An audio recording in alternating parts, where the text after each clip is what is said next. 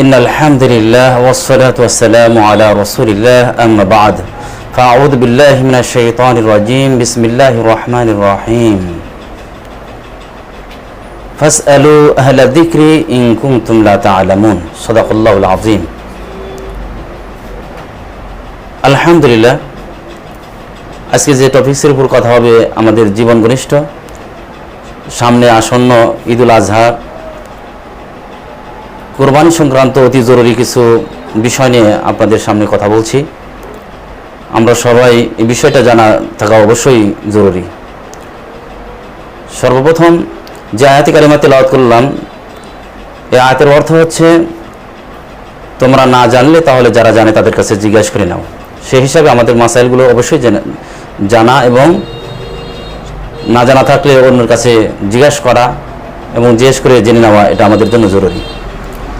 যাই হোক, আমরা মূল আলোচনায় চলে যাই। সেটি হচ্ছে কোরবানি সঠিক হওয়ার জন্য, কবুল হওয়ার জন্য আল্লাহ তাআলার দরবারে একটা হচ্ছে কোরবানি আদায় হওয়াটা আল্লাহ তাআলার দরবারে কবুল হওয়া।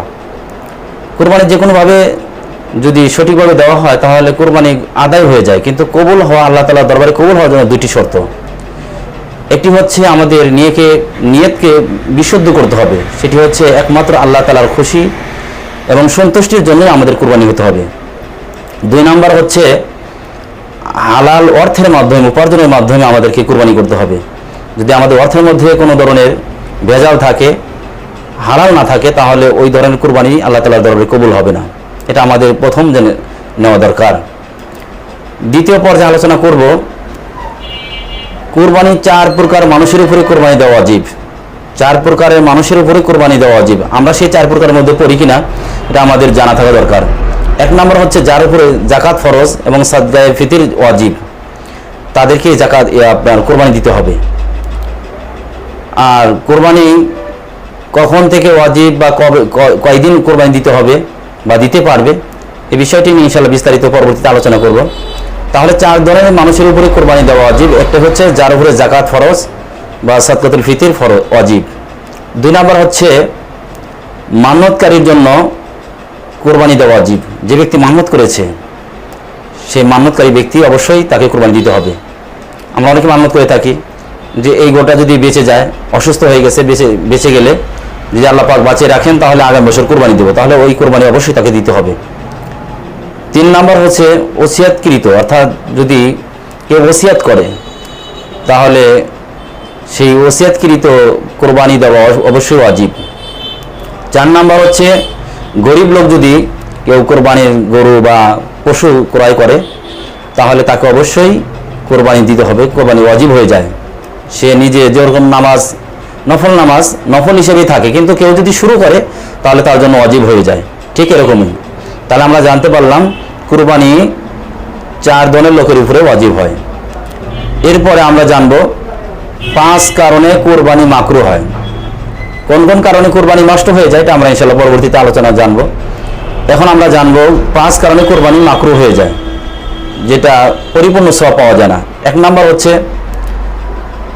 পশু কোরবানি করেছে ঠিক, কিন্তু সেই পশু দ্বারা সে নিজে কাজ করে, তাহলে যদি কাজ করে নেয় তাহলে সেটা দ্বারা তার কোরবানি করলে কোরবানি আদায় হবে ঠিক, কিন্তু মাকরুহ হবে। দুই নাম্বার, অনেকে দেখা যাচ্ছে গাভী দ্বারা কোরবানি করে, গাভী ক্রয় করেছে আগে, সে থেকে দুধ দহন করে সে নিজে পান করে, অনেক ক্ষেত্রে দেখা যায়। তাহলে যদি নিজে দুধ দহন করে পান করে তাহলে এটা তার জন্য মাকরুহ হয়ে যাবে। তিন নাম্বার হচ্ছে কোনো গাভী গর্ভবতী জানা থাকা সত্ত্বেও যদি কোরবানি করে তাহলে এই ধরনের গাভী দ্বারা কোরবানি করা মাকরুহ। চার নাম্বার হচ্ছে জবাই করার পূর্বেই পশুর চামড়া বিক্রি করলে সেই কোরবানি মাকরুহ হয়ে যায়। 5 নাম্বার, জবাই করার সময় মাথাটাকে দেহ থেকে আলাদা হয়ে গেলে যদি আলাদা করে ফেলে জবাই করার সময় তাহলে সেই পশুটা কোরবানি হবে ঠিক, কিন্তু মাকরুহ হয়ে যাবে। তাহলে আমরা কিছু মাসাইল জানলাম। বিশেষ করে একটি নতুন মাসালা বলি, আমরা এই মাসালা অনেকেই জানি না। আমার মনে হয় শতকরা 99% মুসলমানই এই মাসালা জানি না। আমাদের বাড়িঘরে অনেক কাজের লোক থাকে, বাড়িঘরে কর্মচারী থাকে।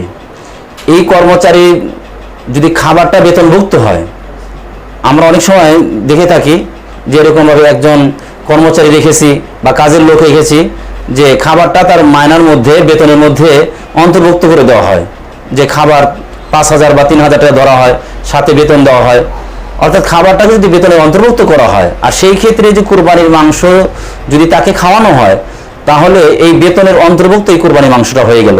এই জন্য যে পরিমাণ মাংস তার বেতনভুক্ত কর্মচারীকে খাওয়ানো হবে, সেই পরিমাণ মাংস অথবা টাকা অবশ্যই আল্লাহর রাস্তায় সদকা করতে হবে, না হয় কুরবানি হবে না। এটা আমাদেরকে লক্ষ্য রাখতে হবে। আল্লাহ পাক আমাদেরকে কুরবানির মাসাইলগুলো জেনে সঠিকভাবে কুরবানি করার তৌফিক দান করেন।